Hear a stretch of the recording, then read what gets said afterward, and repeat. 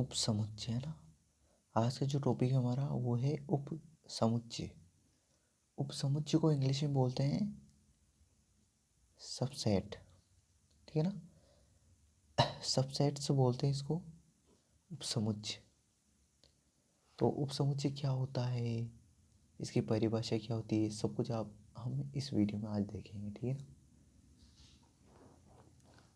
तो पहले इसको समझ लेते हैं कि उपसमुच्चय क्या होता है, ठीक है ना।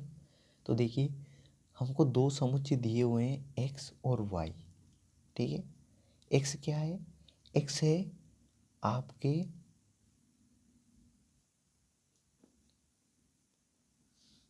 विद्यालय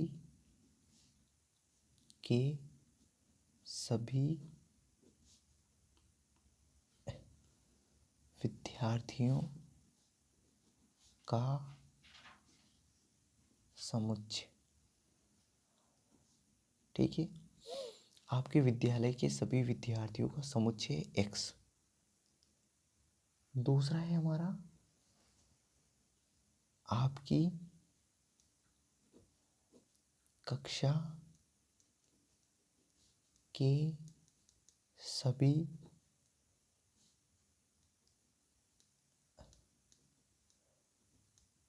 विद्यार्थियों का समुच्चय।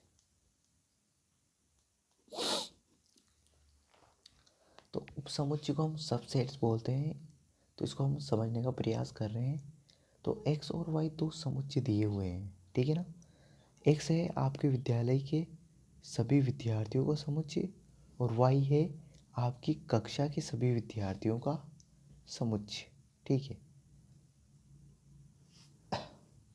अब इनको दोनों को देखने पर हमको ये पता चल रहा है कि इनमें बड़ा कौन है। इन दोनों में एक्स और वाई में बड़ा कौन है, बड़ा मतलब किस में ज़्यादा अवयव आएंगे। तो आई होप आपको सभी को पता चल रहा होगा। तो देखिए, इनमें देखने में पता चला कि आपके विद्यालय के सभी विद्यार्थियों का समुच्चय, तो विद्यालय में तो ज़्यादा स्टूडेंट होंगे और कक्षा में तो कम स्टूडेंट होंगे ना। तो इसको देख के लगता है कि वाई से तो बड़ा कौन होगा, एक्स होगा, ठीक है ना। वाई छोटा होगा और एक्स बड़ा होगा, इसको देखने पे ऐसा लगता है अपन, ठीक है ना।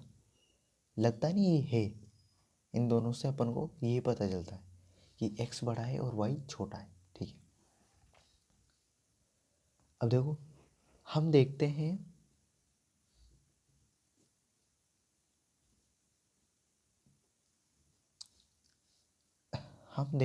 कि y का प्रत्येक अवयव x का भी एक अवयव है,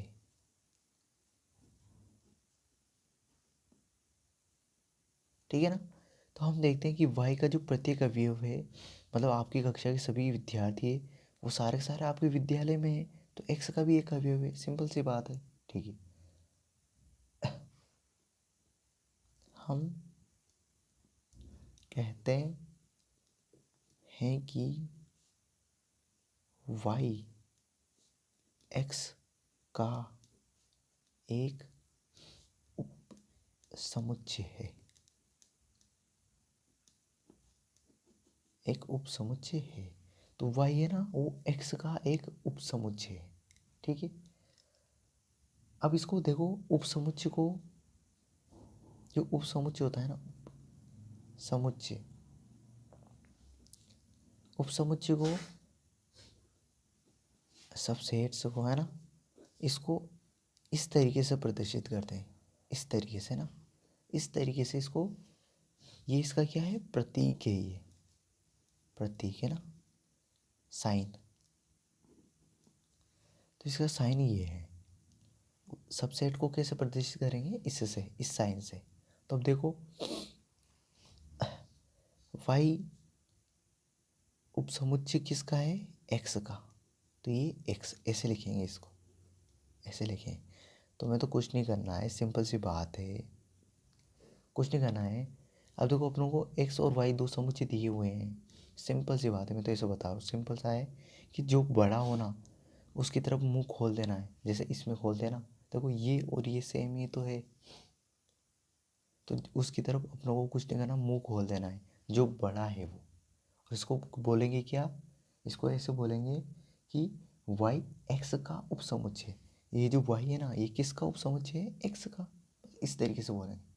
तो अपन इन दोनों में से बड़ा कौन है, तो x बड़ा है। x बड़ा क्यों है, क्योंकि विद्यालय में तो ज़्यादा विद्यार्थी होंगे और आपकी कक्षा में तो कम विद्यार्थी होंगे। तो x बड़ा है, तो x की तरफ मुंह खोल दिया। और इसमें भी ऐसे मुंह खोलना है, देखो। तो y एक उपसमुच्चय किसका, x का। ठीक है, आई होप आपको समझ में आ गया होगा। तो जो बड़ा है उसकी तरफ मुंह खोलना है, ठीक है। और जो छोटा है वो उपसमुच्चय होगा किसका, बड़े का। ठीक है, तो ये तो हो गया अपना उपसमुच्चय। अब आगे बढ़ते हैं, तो इसकी परिभाषा लिख लेते हैं।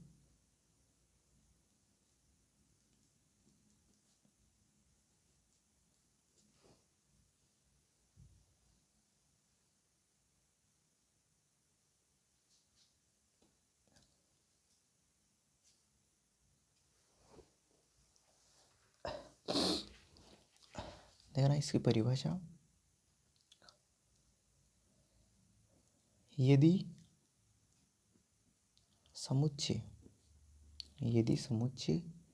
ए का प्रत्येक अवयव, यदि समुच्चय ए का प्रत्येक अवयव समुच्चय बी का भी एक अवयव है, तो ए बी का उपसमुच्चय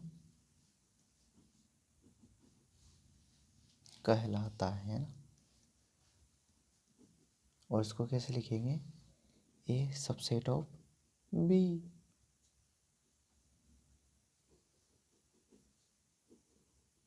ठीक है ना। ठीक है, अब देखो दो इम्पोर्टेंट पॉइंट है यहाँ पे। ठीक है,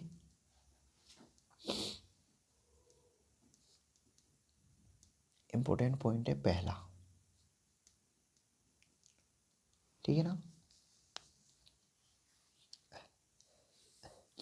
पहला इम्पोर्टेंट पॉइंट क्या है कि प्रत्येक समुच्चय स्वयं का उप समुच्चय है। ठीक है, और दूसरा पॉइंट है रिक्त समुच्चय। जिसको हम फाई से या ऐसे मझले कोष्ठक से प्रदर्शित करते हैं, पता है ना।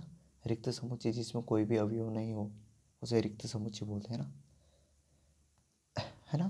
तो रिक्त समुच्चय में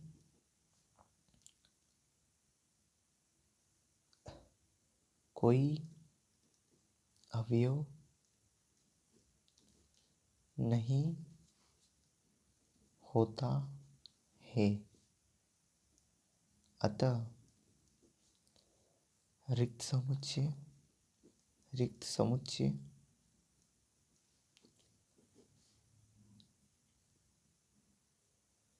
प्रत्येक समुच्चय का एक उप समुच्चय होता है। ठीक है, तो क्या है, रिक्त समुच्चय में कोई भी अवयव नहीं होता है ना, इस कारण वो प्रत्येक समुच्चय का एक क्या होता है, उप समुच्चय होता है। ध्यान रखना, ये दोनों इंपॉर्टेंट पॉइंट है। अब देखो, ये प्रत्येक समुच्चय स्वयं का उप समुच्चय कैसे होता है ये बताता हूँ मैं आपको। जैसे आपको एक समुच्चय दिया हुआ है, देखो 1 2 3 और 4, ये कोई समुच्चय दिया हुआ है आपको। और बी समुच्चय दिया है आपको, ये 4 3 1 और 2। अब देखो दोनों में क्या है, समान अवयव है। दोनों में क्या है, समान अवयव है। ठीक है ना। तो ए और बी दोनों क्या है, इक्वल है, बराबर है, ठीक है। तो हम ऐसे तो बोलते हैं ए सबसेट ऑफ बी और बी सबसेट ऑफ ए भी तो बोल सकते हैं इसको, यदि दोनों में अवयव समान है तो दोनों में समान अवयव तो ए सबसेट ऑफ बी और बी सबसेट ऑफ ए दोनों बोल सकते हैं ना। इस कारण प्रत्येक समुच्चय स्वयं का उपसमुच्चय होता है, ठीक है ना, क्योंकि उसमें अवयव क्या होते हैं, समान होते हैं, इस कारण प्रत्येक समुच्चय स्वयं का उपसमुच्चय होता है। देखो दोनों में क्या है, अवयव समान है, ए में भी अवयव समान है और बी में भी, तो दोनों क्या है, बराबर है, दोनों बराबर है। तो हम क्या कह सकते हैं कि ए सबसेट ऑफ बी, मतलब बी का ए उपसमुच्चय है। और इसी बात को हम उल्टे भी बोल सकते हैं कि एक बी समुच्चय ए का उपसमुच्चय है, क्योंकि दोनों में अवयव क्या है, समान है। तो तुम तो ये दोनों पॉइंट याद रखना बस, पहला और दूसरा। प्रत्येक समुच्चय स्वयं का उपसमुच्चय होता है और रिक्त समुच्चय जिसमें कोई भी अवयव नहीं होता है वो प्रत्येक समुच्चय का एक उपसमुच्चय होता है। ये दोनों इंपॉर्टेंट पॉइंट है, ठीक है। अब इसके एग्जाम्पल करते हैं।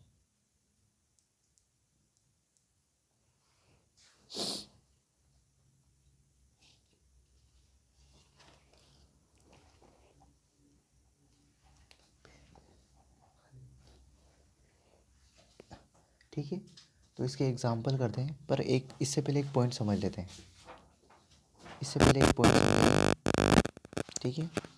देखो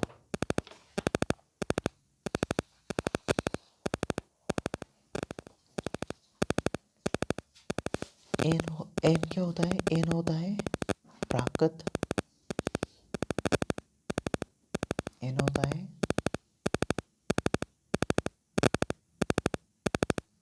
एन को हम बोलेंगे यहाँ पे एन, सो एन को किससे प्रदर्शित करेंगे, प्राकृत संख्याओं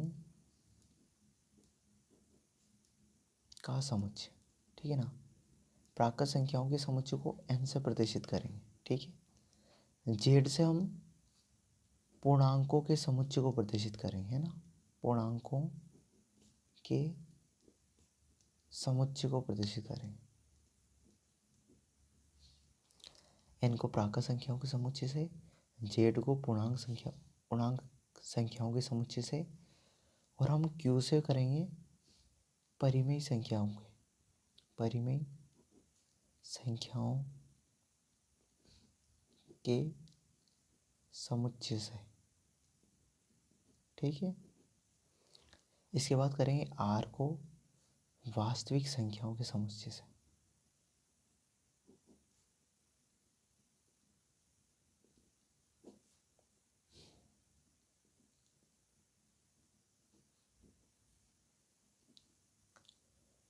ठीक है ना।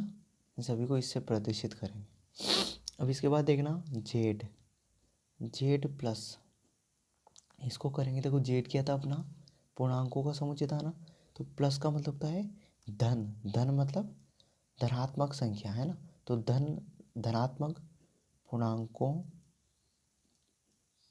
के समुच्चय